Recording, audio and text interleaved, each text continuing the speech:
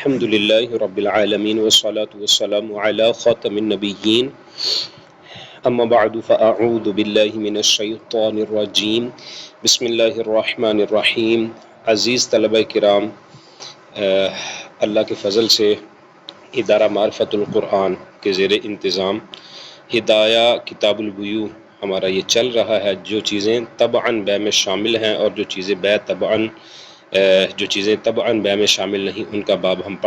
پڑھ رہے ہیں۔ آج ہمارا غالباً چوتھا اس کا درس ہے۔ تو جیسا کہ فتاوی شامی کے اندر بھی یہ پورا باب اسی انداز میں ہے، بہار شریعت میں بھی آپ طلبہ کرام نے اس کا مطالعہ کیا ہے بعض نے، تو جو رہ گئے وہ بھی ان سے بھی گزارش ہے کہ اس کو ضرور کیجیے گا۔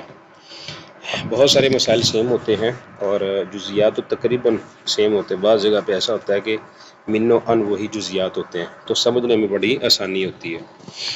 اچھا جی، تو ہمارا جو لاسٹ آخری مسئلہ ہم نے جزیہ پڑھا تھا وہ صفحہ نمبر 36 کے آخر میں تھا کہ وَتَرَكَهَا، کہ اس شخص نے اس کو ترک کر دیا، چھوڑ دیا، علی النخیل، درخت پر،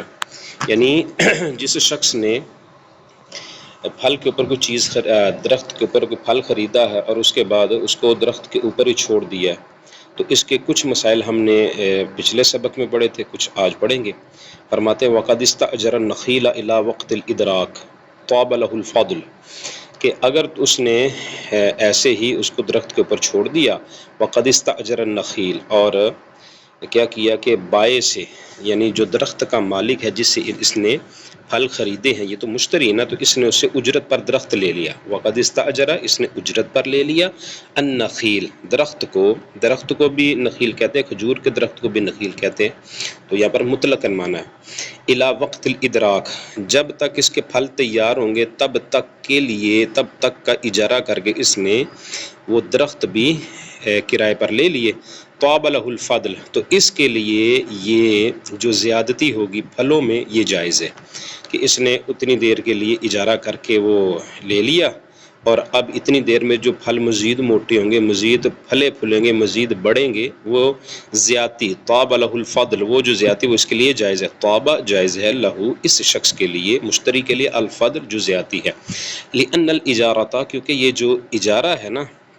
باطلۃ لعدم التعارف والحاجۃ، یہ کرائے پر درخت لینا یہ تو باطل ہو گیا، کہ یہ درست نہیں ہے، یہ باطل ہو گیا یہ سودا۔ کیوں؟ لعدم تعارفی، نہ تو اس کا عرف ہے، درخت جو ہیں وہ کرائے پر لینے کا عرف نہیں ہے،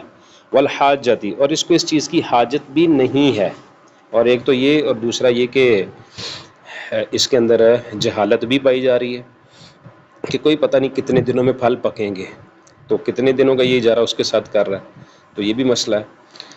اچھا، فبقی الاذن معتبرا بخلاف ما اذا اشترى الزرع، تو فرماتے ہیں باقی جو ہے جو اجازت ہے وہ رہ گئی، یعنی یہ کرائے پر درخت لینے کی صورت میں بائی کی طرف سے اجازت تو پائی گئی نا، فبقی الاذن معتبرا، باقی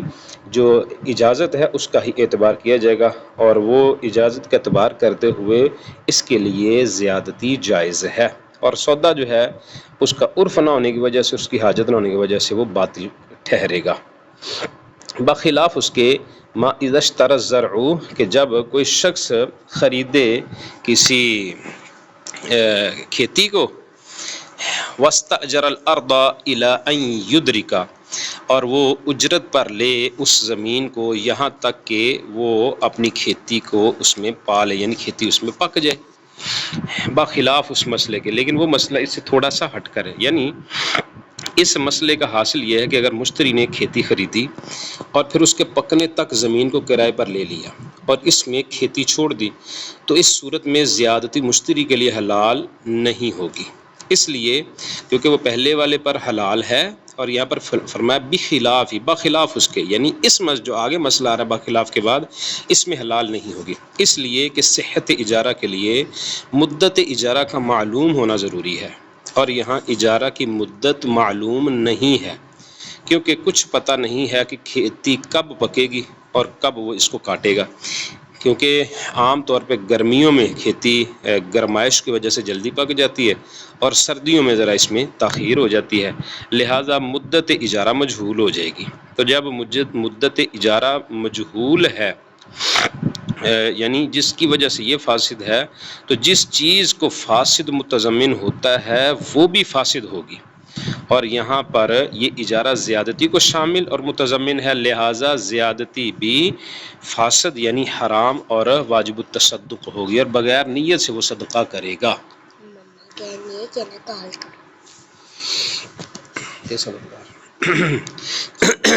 اچھا جی،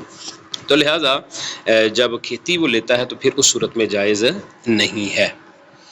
اچھا جی، ہاں پورا مسئلہ یہ ہے بخلاف ما اذا اشترى، بخلاف اس کے کہ جب وہ خریدے، واستاجر الارض، اور زمین کو وہ کرائے پر لے لے، الا اس وقت تک کہ ان یدرکا، کہ وہ اس پھل کو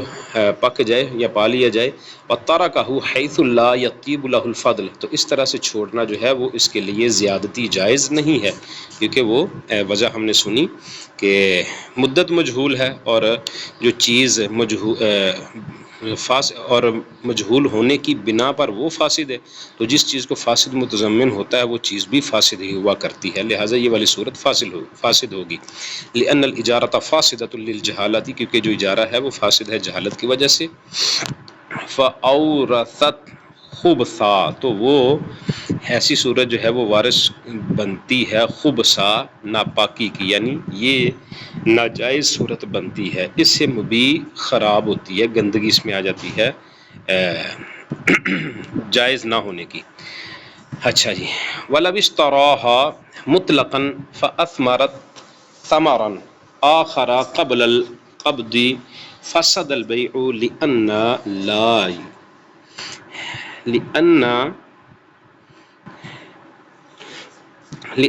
لَا يُمْكِنُهُ تَسْلِيمَ الْمَبِيعِ لِتَعَذُّرِ التَّمْيِيزِ۔ اچھا جی، تو فرماتے ہیں کہ وَلَوْ اشْتَرَى مُطْلَقًا، اور اگر پھلوں کو مطلقاً خریدا اور قبضہ سے پہلے درختوں پر دوسرے پھل آ گئے تو بیع فاسد ہو گئی۔